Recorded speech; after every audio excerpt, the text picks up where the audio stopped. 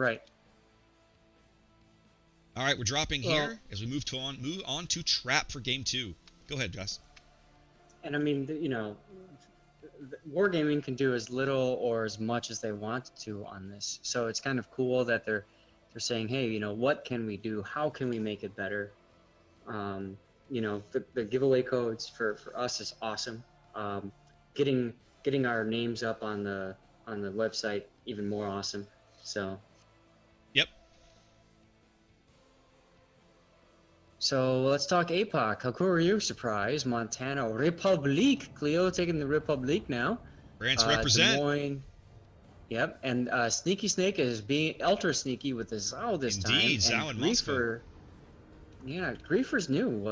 I don't think he was in the last game. He was not. Yeah. Looks like they have. I can't tell who they've dropped. Anyway, same lineup down to a man, all the way down for Rust. No changes here. Interesting. Once again, we see so many gearings. I have a strong feeling that's going to change. You think so? Over time. Change to what? I think we're going to see some Z52s, and I think we're going to see some Grozervoys too. Well, we've seen a few Grozervoys tonight. Not nearly as many gearings as we've seen, but we have seen a few Grozervoys. Yes. All right, quick look at a Rust deployment here. Gearing going to A, gearing going to B. It looks like they have just they're gonna give C up and work A B here. Hindenburg, Des Moines, Montana, and gearing heading south to A. Montana, Hindenburg, Des Moines, and gearing. Yeah, there you go. They've split their team basically into 2 units that are identical.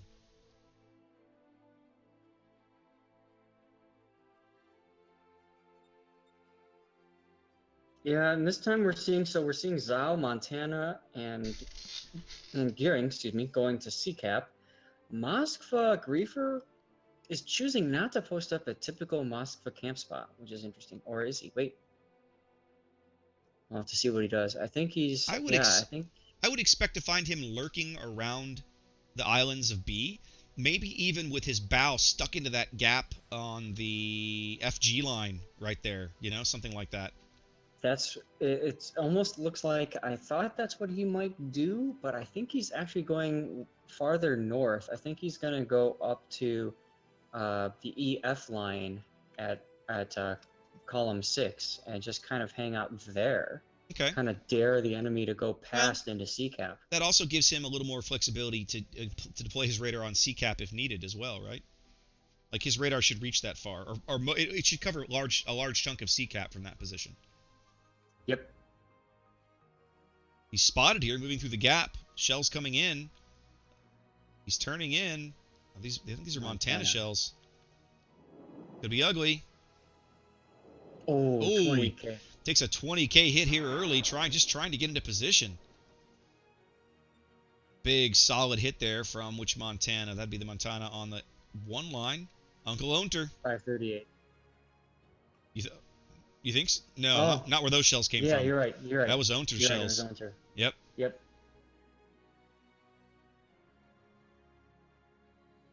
Well, let's see which gearing is that an A. SBC? Oh! Nope. Griefer just lost even more. Yeah, Griefer just took another massive salvo just trying to get into position there. Well, he sat there and paid the price. Silver now capping A. Is A contested? A is contested as one of the other destroyers for APOC is into is into C. Yep. Now, SBC is in the gap between B and C. He's in D6. I'm a little surprised. I kind of expected, and now that they know that where both enemy destroyers are, why not move into B? But I guess it was too late. He'd already committed to this path. I think he's trying to get spots on the Moskva. Yeah, Griefer, by the way, is at 8,000 damage right now, or health. I mean, goodness gracious. Yeah, that choice to go to that other island has really punished him. Well, he was definitely spotted in the gap.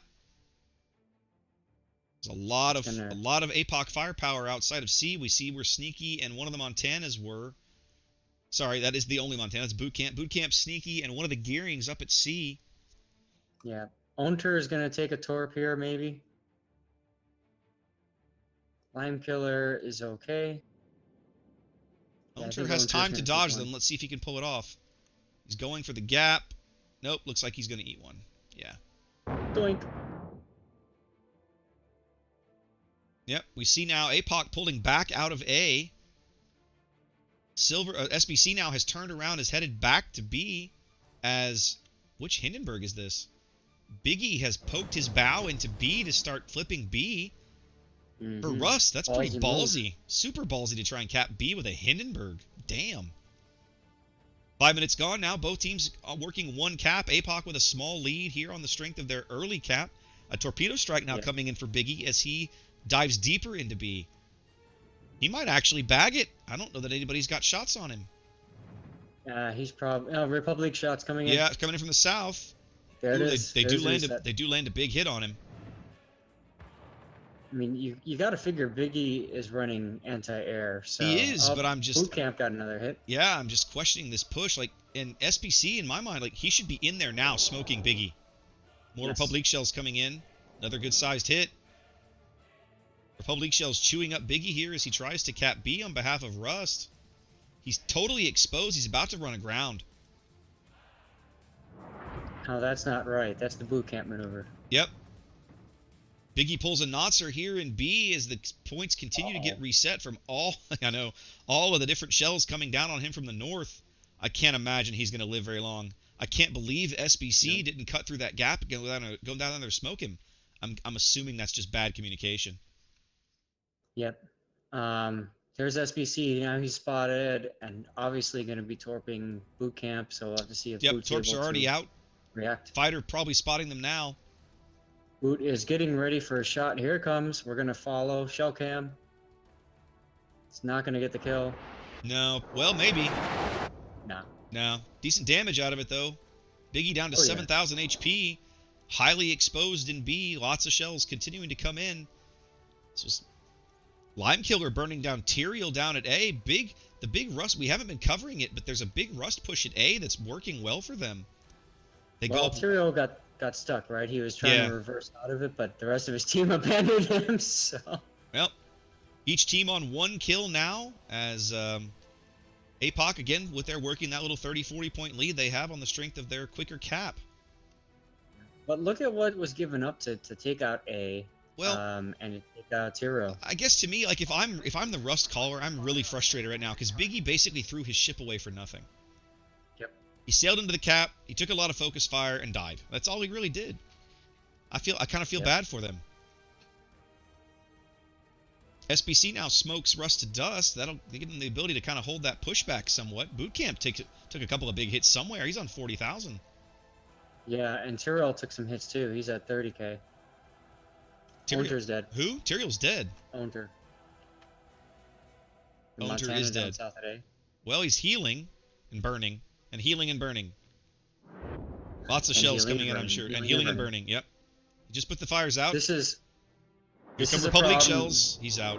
Has to be. That we see an awful lot in competitive. He's overextended. He shouldn't have been that far forward. Right, but I mean, on the APOC side, they assumed he was dead. They called him dead, and he didn't die until they went back and shot him again. Yeah. So I'm just really surprised there. I mean, there was no need for him to be that far forward. They had the cap. At that point, I think I probably would have gone ahead and turned north. Yeah. Also, though, I think that push into B cap, to be honest, if it wasn't for Cleo and the Republic, I think it actually might have gotten the B cap. Midway finally polishing off Griefer's Moskva there.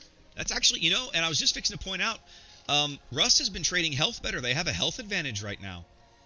Oh, yeah. SBC trying to cap B, racing for the island cover of, if he's going to make it, I don't know. Lots of shells coming in. Mega now on the other side of that island. There's no way that both of these teams will work this cap. Mega under a lot of pressure now as well. Silver's coming in from the south as well. Big rumble at B here now as everyone converges. Sneaky got him. Sneaky bags SBC's gearing on the western side of B there. APOC up a ship as both teams contest B. Rust is looking much better. I still really feel like Biggie he didn't need to do that. He didn't need to throw his ship away like that. Well, and I mean, let's face it. Had that destroyer, like you were saying, come in with him, he wouldn't have thrown a ship away. And Yeah. I think that's probably what they were originally thinking of, but the destroyer captain maybe just didn't take the Silver call. now is in trouble. He's about to ram the island again. He's still in smoke. He's got a double torpedo salvo coming in, and he's stationary as they come right up his stern.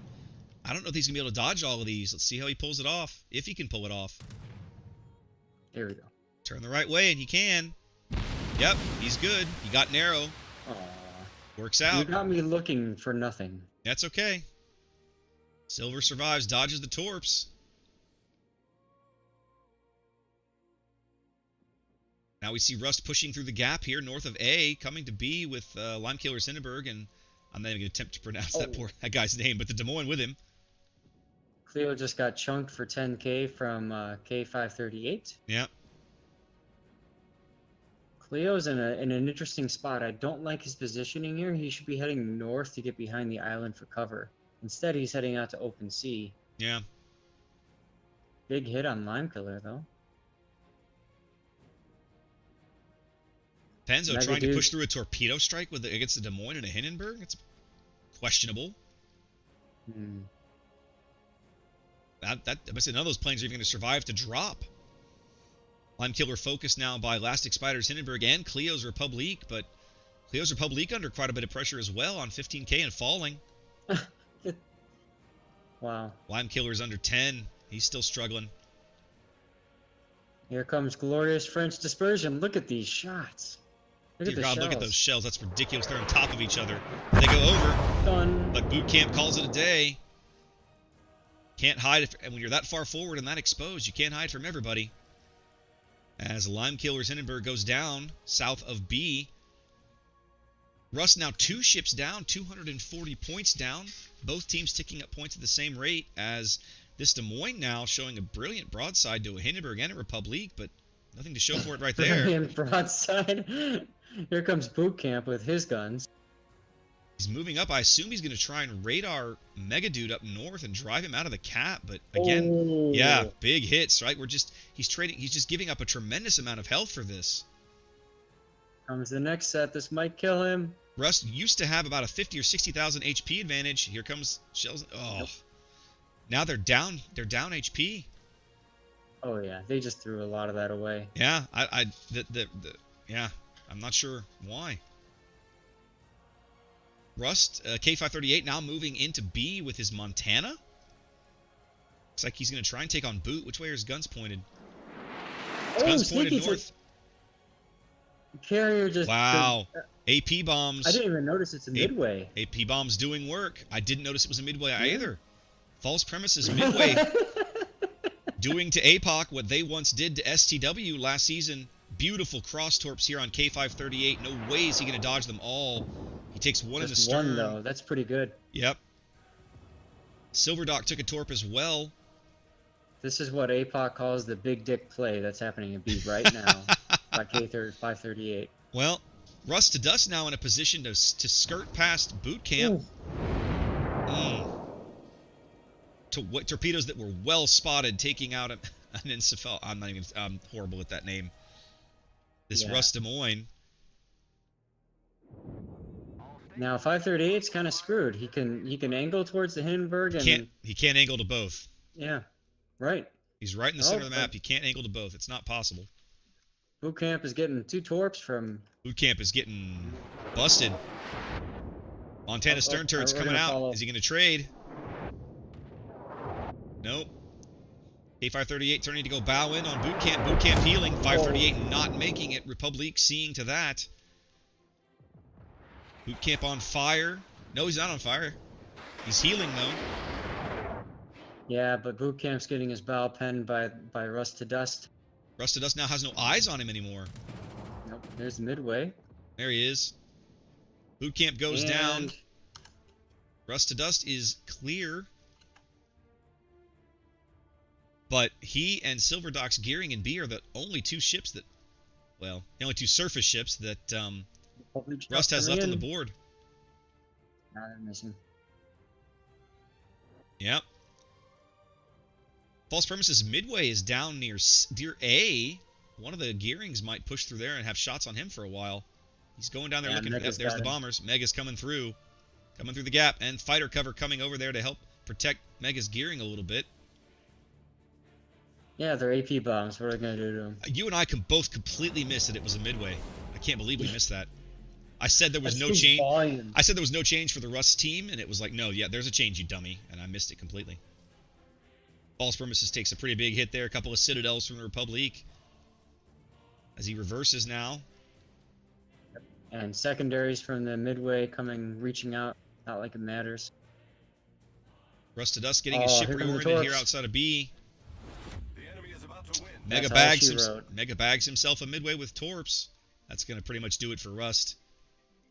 Too many points down, too many caps down as Rust to Dust Des Moines trying to get around and spot this gearing.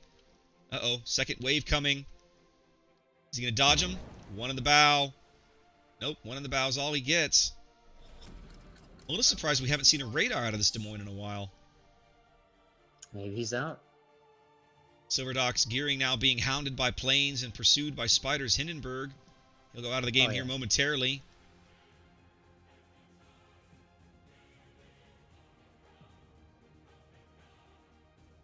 So Zath, I mean, looking back on it, I feel like Rust played a pretty solid game early. I liked the early game aggressiveness, the push through A, but I think they pushed too far and too fast, right? Like you look at where Ownter died, there was no need for him to be on that side of the cap. No. And that comes into inexperience as well, because you know when we know from playing so much competitive that it's all about timing the push. And when you're running away and you're forcing the enemy to push into you, you gain the advantage as the defender. And we see that happening here. They pushed way too hard out of A into APOC that was kind of kiting away. Yep. And they paid the price for that. Yep. Well, APOC going to sweep the table here in group. What group is this? I forget what group this is. Group whatever it is. And Rust has a fortunate beach as he survives. Yep, APOC runs the table in Group 3, going 3-0. They will be the top seed coming out of Group 3. Rust will be the number 2 seed coming out of Group 3, and both teams will be moving on to next weekend's top 24. Yeah, congratulations to both teams. Absolutely. I gotta say, this game was far better. I enjoyed casting this one quite a bit. Absolutely.